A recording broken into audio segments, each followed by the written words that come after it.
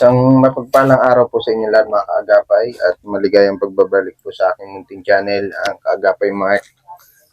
Yan, bali ngayong araw mga kaagapay, April 27.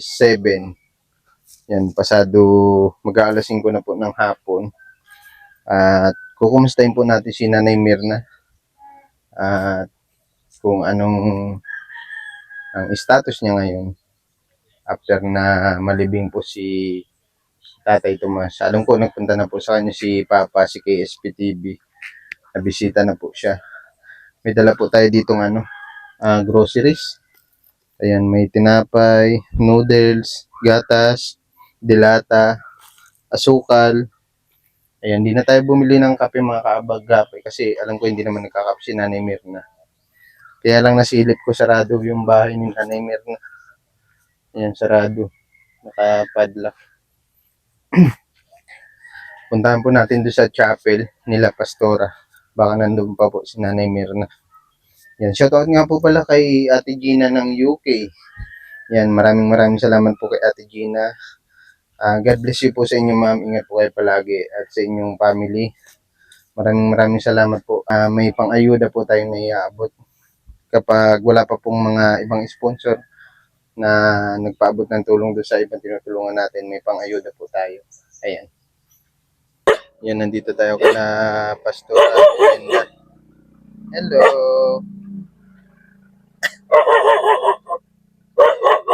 Yung mga sila dito. Tao po. Tao po. Magandang hapon Kuya Simon. Maabala ka lang po sana. Kamusta po? Oh, yung ganda na ng ano nyo. Ang ganda na ng chapel nyo. Ayan. Sipag talaga ni Kuya Simon. Parang binata lang. Kasi nung linggo dito, ay nung Sabado dito, meeting ka. Nung linggo. Mm-mm. Nung sa, Sabado. Meeting po ng? Ng seksyon po. Okay. Maabala lang kita saglit Kuya Simon. Tatanong ko lang sana kung nasaan po si Nanay Mirna. Ay, si Nanay Mirna, baka na kay Ate Elsa. Kay Ate Elsa. O, kasi kahapon kasi nakatanggap siya doon sa relief galing sa inasunog bagang basurahan. Oo, yung basurahan sa Bibiraw. Oo. Kasama na rin kami na eh. Nabigyan po kayo? Nabigyan. Ay, thank you Lord. Tapos nga, buong Bibiraw, 3 barangay daw yun ang nabigyan kahapon. Kamusta ang usok dito sa inyo? Ay, wala man. Okay naman. Pero umabot po dito? Ay, hindi man. Pero sa Dait, sentro ng Dait, grabe. Opo. Abot kasi pa ng Duros dun eh.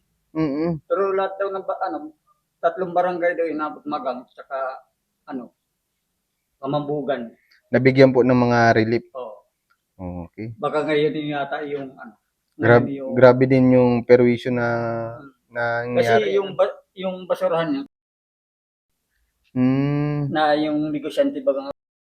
Okay. Kasi magperinsan yan. Kaya siguro pinapalis yun. Kaya baka sinunog daw. Pwede rin sa init ng panahon, Kasi halo-halong basura na yun. Maraming basura doon. Kaya kinupang ko, sabi ko, hindi tayo magtataka kasi negosyante yung mayaman yung. Hindi lang naman yung nasa yung mga kakaprisanan yan. Okay. Kaya marami yan. Kaya salamat akala ko si lang nagdumating. Oo. Alas 5 na mga kaagapay, nagagawa pa din si Kuya Simon nun. Sipag talaga ni Kuya Simon. Napakaswerte ni. Wala man si Pastora, hindi ako manduman sa padating pa lang yan, galing sa munisipyo. Napakaswerte ni Pastora Brenda sa iyo, Salamat. Masipag na, guwapings pa. Sabi ko, nandito lang naman. Wala namang gagawin. Walang trabaho ngayon. Okay, tama. Kasi nakahangin, nagpabila ko ng simento. Bali siya nung pinagbili ko ng simento. Kasi ang plano ko, palitadahan ko ng labas. Ganda na ng display nila. Simple lang pero Jesus is King of Kings. And Jesus is my victory. Unahin ko muna yung labas, palitadahan. Kasi baka magpupong. Punta muna po ako doon kay Simon ha. Pasensya na po sa abala. Sige, mabait naman ng aso mo dito. Hindi mabait yan. Hindi ko para sa puti. Ay, dapat puti. Ay, yan. Mantatakab yun. Ano po yung sa Tagalog? Yung angat. Angat, okay. Thank you kay Simon ha. Salamat. Yan. balik tayo kay Nanay Mirna.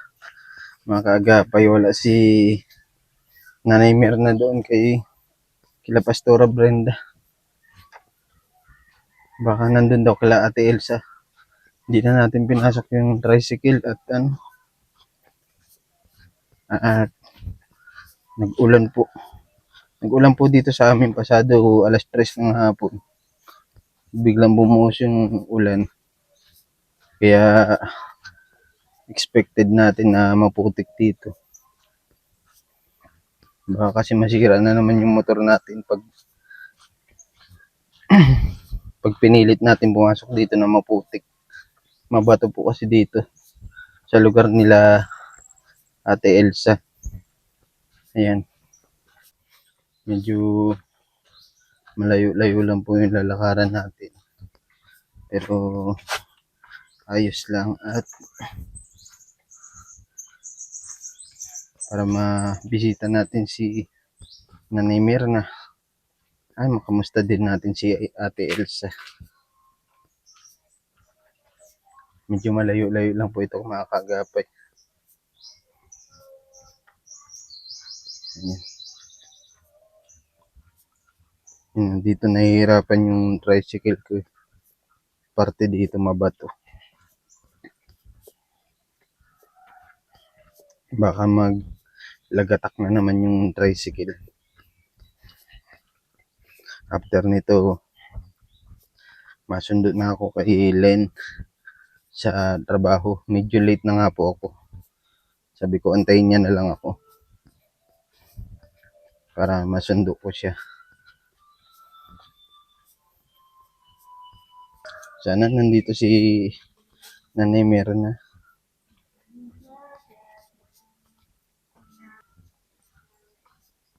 Yan. Uy, medyo madami silang inanong kopra dito.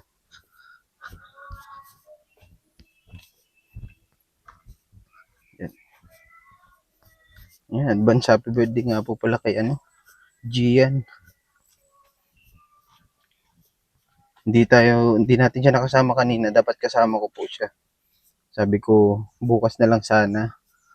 Kasi walang hinto yung ulan po kanina. Sabi ko, bukas na lang sana. Nagpagawa ako ng upuan ng motor. Tapos bigla naman naghinto. Sabi ko, hindi ko na mabalikan si Gian at malayo na po. Kaya sabi ko, punta na lang ako kila Nanay Mirna.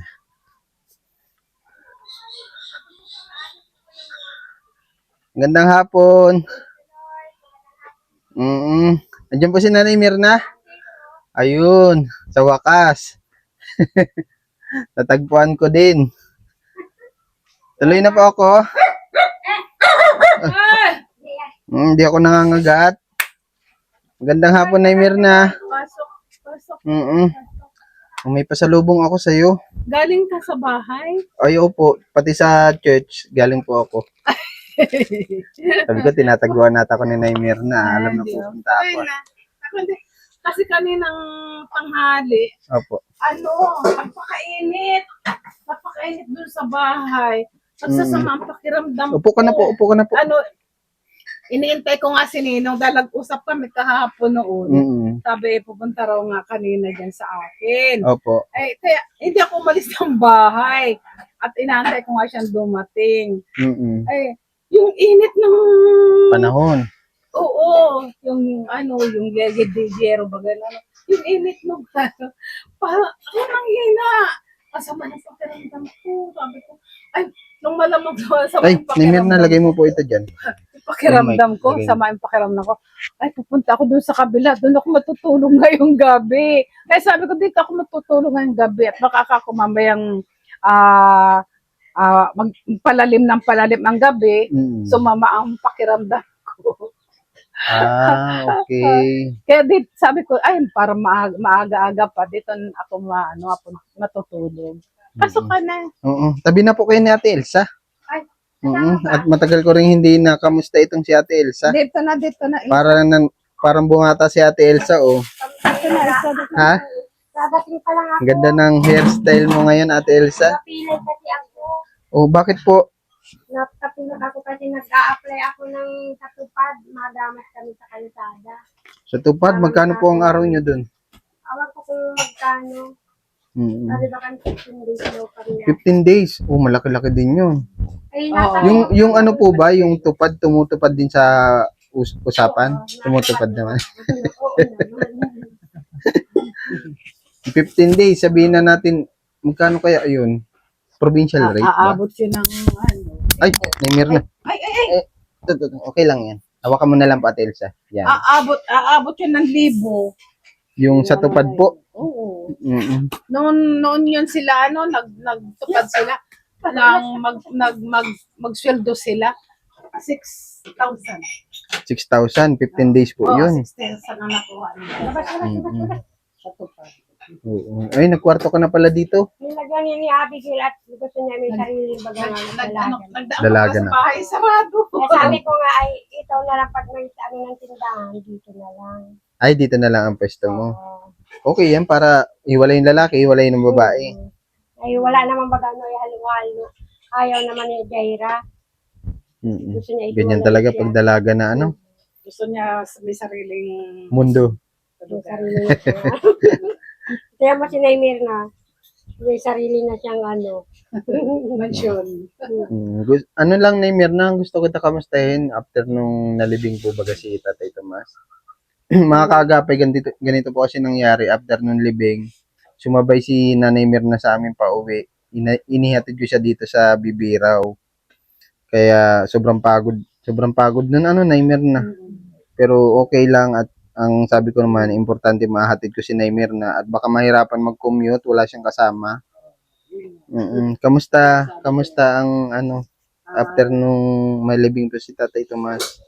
Ano naman, okay naman na ano yung bali parang ang dating sa akin Dapat eh, maupo muna.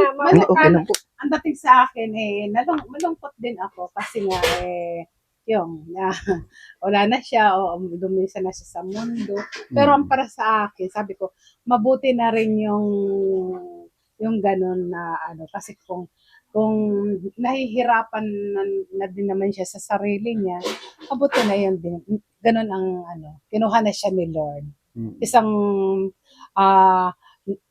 ano siya, yung mga tao doon, yung katabi niya doon, nakakita siyang ganun ang sitwasyon ng buhay niya.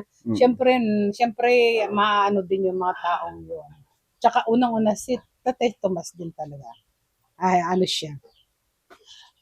Ayaw lang siguro niyang magsalita na gusto na nga niyang mamatay.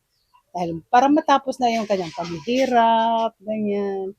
Kasi kaya, siguro, Pero bago po nangyari yun, di ba, na may pahiwatig na siya sa inyo ni Pastora noon, no? Nila Papa, ano? Yung nagsenyas po baga siya ng ganun, ano? Sa kay Pastora. Yung mga ilang araw lang. oo, nung pumunta. After po oo. ng prayer niyo sa kanya, no? Nung pumunta kami nung linggo.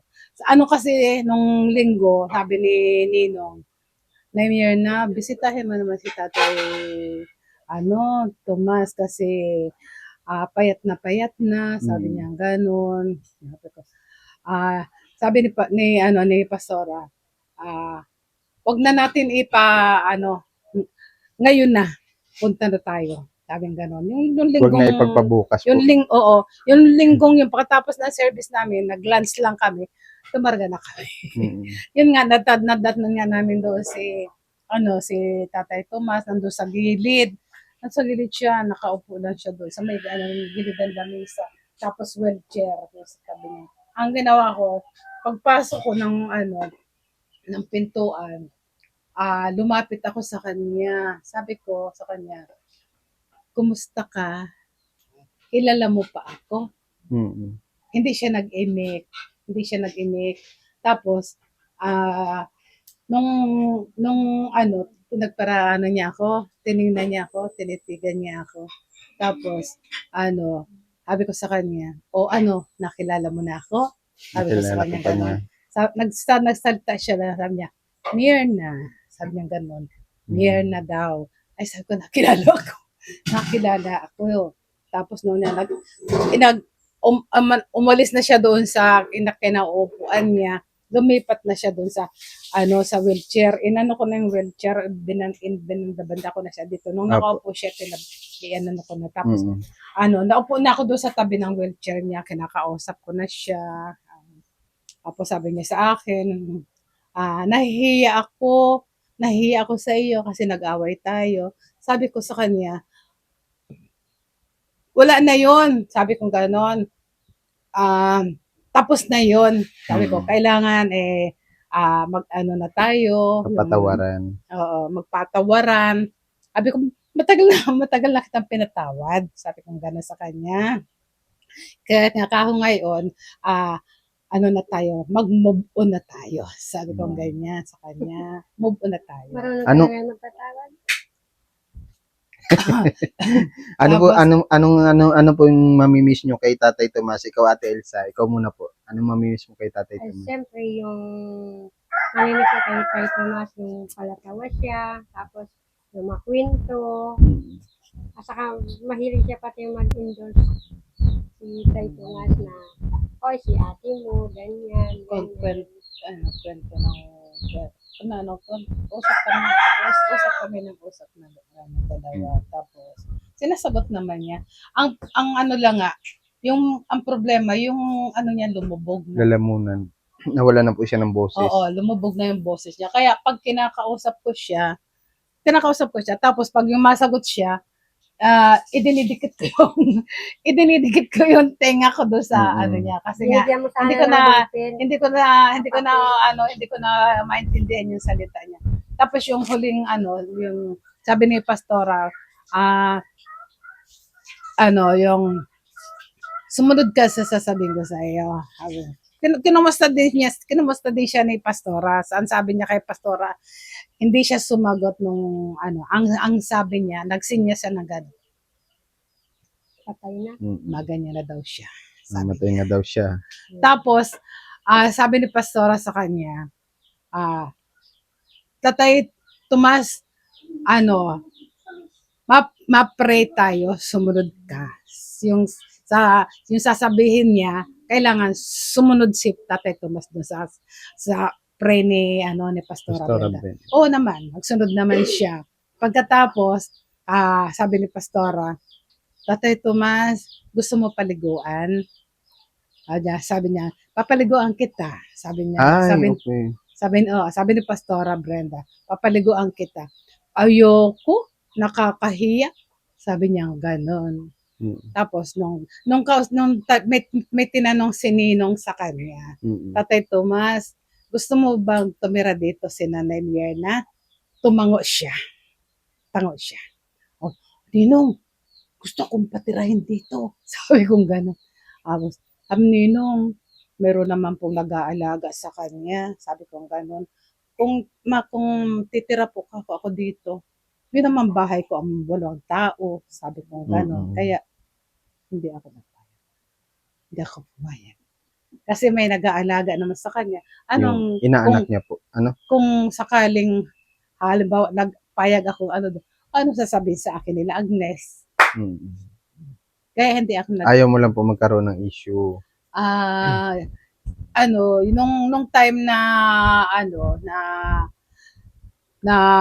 pag-alis nga namin doon, naano ko sa cellphone ni Lani. Nagpunta sa akin si Lani. Nanay Mierna, patay na si Tatay Tomas. Opo. Sabi ko, patay na. Yung naiyak din ako. Naiyak din ako. Nakausap ko pa yun noong linggo. Sabi kong gano'n. Nakausap ko pa noong linggo. Tapos ngayon, ibabalit sa akin, patay na. Sabi kong gano'n. Naiyak din ako nung ibalita sa akin yung Hanggang saan yung luha? Ay, di tayo. yun. Nakita ko yun na di ba nga, Naimir na kinahaponan, nagpunta ako sa inyo noon. Oh. Mamaga pa yung mata niya, ginaganon ko pa yung mata niya, maga pa. Naimir na. Paalis sana sila ni Pastora Brenda, Ate Elsa. Tapos, kinahaponan pumunta ako noon. Hindi sila natuloy at sabi ko nga, yung bangkay nga, kinuha ng alanganing oras na.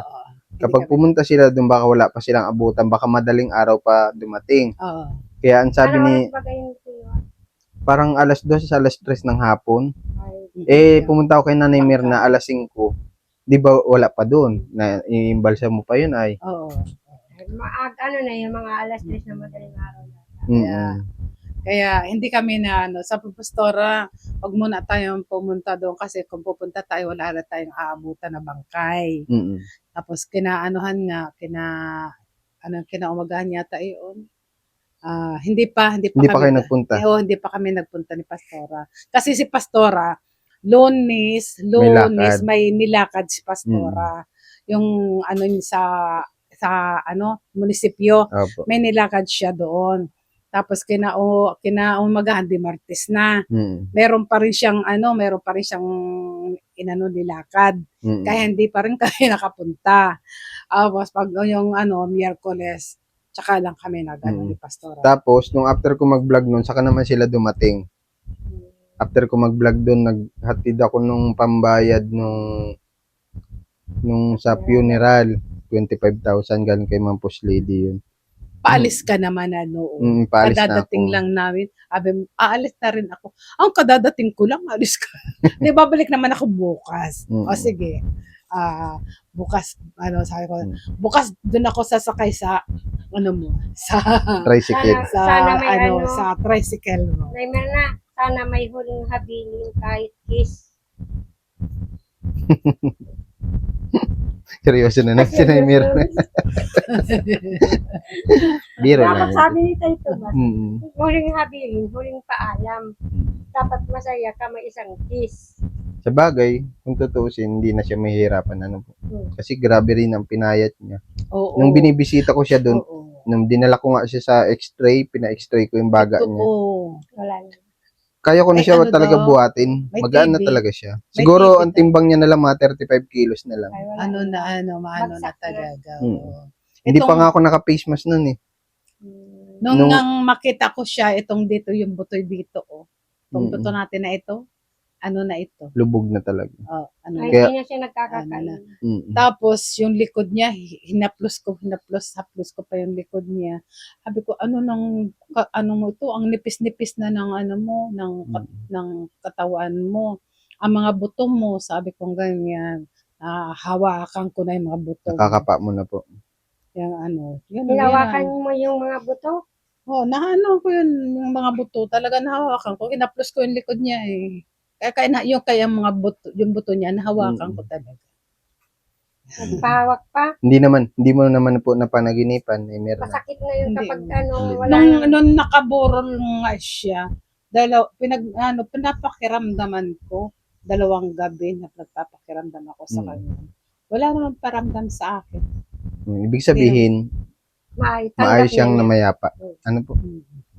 Ibig sabihin, Tapos nung sinilip ko siya sa Ataol, nung pumunta ako, nung maaliwalas ang mukha niya. maaliwalas Oo, maaliwalas ang Kahit mukha. ako yun, din na napansin ko. Tapos nung nag-service nga si Pastor Ador doon nung gabi, tapos nung kumakanta nga kami, lumapit ako sa Ataol, tapos sabi ko, aalis ka na, bye-bye. Sabi ko ganyan sa kanya.